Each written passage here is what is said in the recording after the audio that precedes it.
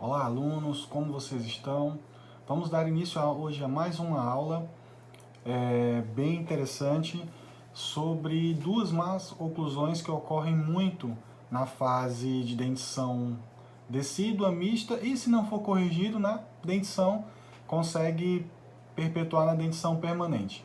Lembrando que a nossa última aula foi sobre ortodontia interceptiva, onde nós estudamos vários hábitos deletérios, várias más oclusões que podem ocorrer caso esses hábitos não possam ser resolvidos, as características também, nós vimos tudo nas aulas anteriores, tá? Então hoje nós vamos nos atentar a essas duas más oclusões, tanto a mordida aberta quanto a mordida cruzada, tá bom?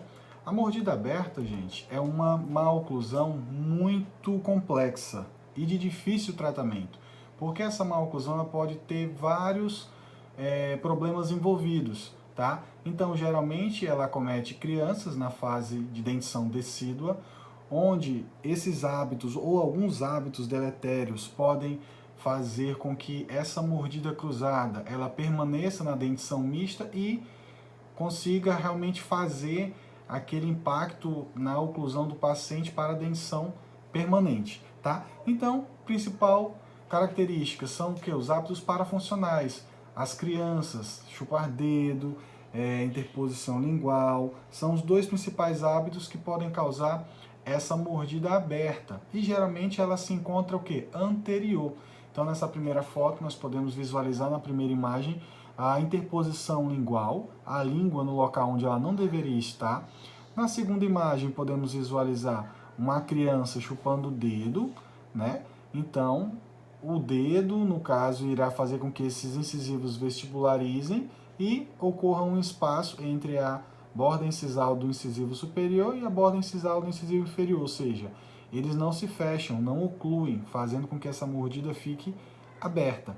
Outra principal característica também é que quem possui essa mordida aberta, ela pode ter uma evolução para um padrão facial classe 2 ou uma classe 2 de Engel também, tá? Então é bem interessante nós observarmos nos nossos pacientes, principalmente da parte da odontopediatria, que é quem atende mais esse público de pacientes na fase geralmente de transição da dentição decídua para a dentição mista. É bem importante essas observações para que nós possamos corrigir, tá bom? E nós temos alguns tipos de tratamento. Temos que avaliar qual é o melhor tratamento que nós devemos fazer para o nosso paciente. Essa pergunta eu faço para vocês.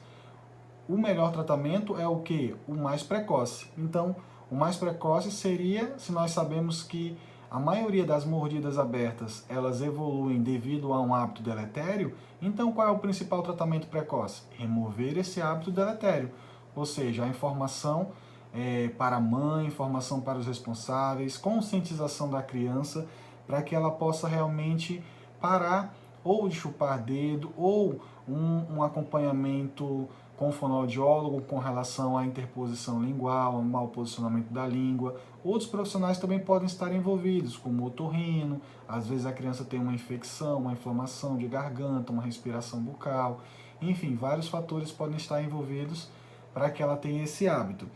Caso esse hábito não possa ser removido, e ainda esteja na fase de transição entre dentição mista, dentição decídua para dentição permanente, nós podemos utilizar alguns aparatos fixos ou removíveis na ortodontia, tá? Que são esses aparelhos, onde nós vamos fazer o quê? Com que realmente se pare de realizar os hábitos deletérios. Nós temos o que? A grade palatina, que vai impedir que a criança coloque tanto o dedo ou que a língua dela permaneça nessa área, fazendo com que não ocorra a oclusão dos dentes anteriores, tá? Então, quando chega numa fase mais avançada, nós temos alguns tratamentos mais complexos, devido a ter que utilizar tanto o aparelho ortopédico, ou ortodôntico, ou combinado ortopédico-ortodôntico, e em caso de evolução, dependendo de alguns casos onde não se resolve com os aparelhos fixos, vamos ter que ir para a parte cirúrgica, quando o paciente já completa aquela idade de crescimento ósseo, tá? Porém, o mais interessante é conseguirmos melhorar o hábito desse nosso paciente nessa fase, entre dentição de transição, de dentição mista para permanente. Entre os 5, 6 anos já é bem interessante essa observação. É uma maloclusão bem evidente, nós observamos bem, geralmente os próprios pais eles chegam relatando para você com relação a esse hábito. E lembrando que temos outras áreas também envolvidas, né? Por exemplo, não adianta nada você tratar essa mordida aberta, ela vai regredir se a posição de língua do teu paciente não está na posição correta. Provavelmente ela vai ter uma recidiva, tá? Então é bem interessante, caso necessário, fazer encaminhamentos para fonoaudiólogos, para otorrinos, enfim, as áreas afins que podem nos auxiliar nesses diagnósticos e tratamento. Tudo bem? Vamos dar atenção, principalmente, que nem eu comento com vocês, nessa fase de dentição mista, tá certo? Temos também outra maloclusão que acomete muito a parte de pediatria, que é a mordida cruzada, que ela é dividida em mordida cruzada anterior e mordida cruzada posterior, tá? Mordida cruzada anterior, gente, ela pode ter 3 características. Ela pode ser classificada em 3 classes, como mordida cruzada anterior dentária, onde nós podemos ter uma relação molar classe 1, pode ser uma relação, uma mordida cruzada anterior funcional, ou seja, no momento que nós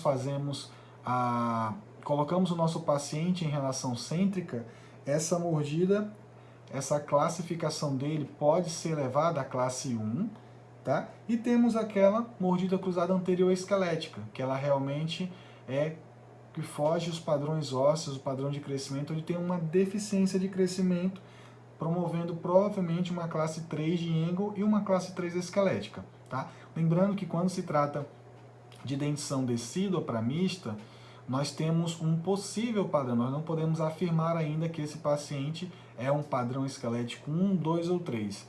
Nós podemos afirmar que ele é um possível padrão esquelético 1, possível padrão esquelético 2 ou possível padrão esquelético 3, tá bom? Então nós temos essas 3 classificações, podemos ser dentária, onde geralmente a relação molar ela é em classe 1, e nós temos uma mordida cruzada anterior pela lingualização dos incisivos superiores e vestibularização dos incisivos inferiores. Nós podemos ter uma mordida cruzada funcional, onde o paciente ele morde de uma forma cruzada ou em topo, e quando essa mandíbula é levada em relação cêntrica, nós temos uma relação molar de classe 1 também, e nós temos a esquelética que realmente foge o crescimento do padrão ósseo que está diferenciado, ou um osso cresceu mais do que o outro, tá bom? Outra classificação nós temos o que? Mordida cruzada posterior. Na mordida cruzada posterior, nós temos algumas classificações também. Ela pode ser unilateral, geralmente ela é só de um lado. Quando o paciente é manipulado em relação cêntrica, ele pode ficar topo a topo, tá bom? Ela pode ser uma mordida cruzada posterior verdadeira, ou seja, existe realmente uma deficiência, um crescimento, uma deficiência de crescimento maxilar, como nós podemos visualizar aqui, um crescimento ósseo.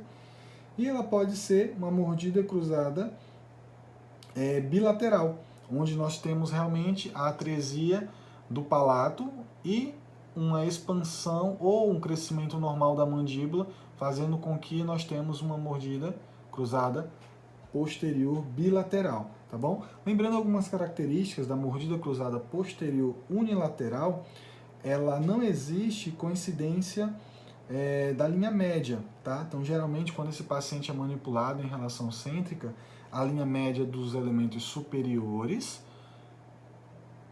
em relação aos inferiores, eles não coincidem, tá? Então é uma dica com relação à mordida cruzada unilateral funcional, tá certo? E geralmente nós podemos ter uma relação cêntrica topo a topo, tá? Quando nós temos uma mordida unilateral verdadeira, ou seja, já é com uma deficiência maxilar ou uma atresia maxilar, nós temos a coincidência de linha média, tá? Então nós já podemos ter uma linha média coincidente, tanto a superior quanto a inferior, tá bom? E quando nós temos a bilateral, realmente a traseia bilateral, nós não temos essa coincidência de linha média, tá bom? Então, vocês conseguem observar bem nas imagens a relação unilateral, bilateral ou a unilateral funcional. Lembrando que a unilateral funcional, ela vai ficar realmente após a manipulação, o paciente fica em relação cêntrica e com os dentes anteriores e posteriores topo a topo, tá? Uma observação bem importante é que todos os pacientes nós devemos levar o quê? O que é que falamos bastante? Levar o paciente em relação cêntrica. Então devemos fazer uma manipulação da mandíbula do nosso paciente para que ela fique na melhor posição possível para fazermos o nosso diagnóstico clínico e fotográfico como vocês visualizaram. Tudo bem? Essa foi a nossa aula. Espero que tenham aprendido. Qualquer dúvida, estamos aqui para auxiliá-los em qualquer dúvida que possa surgir, tá bom? Tchau, até a próxima aula.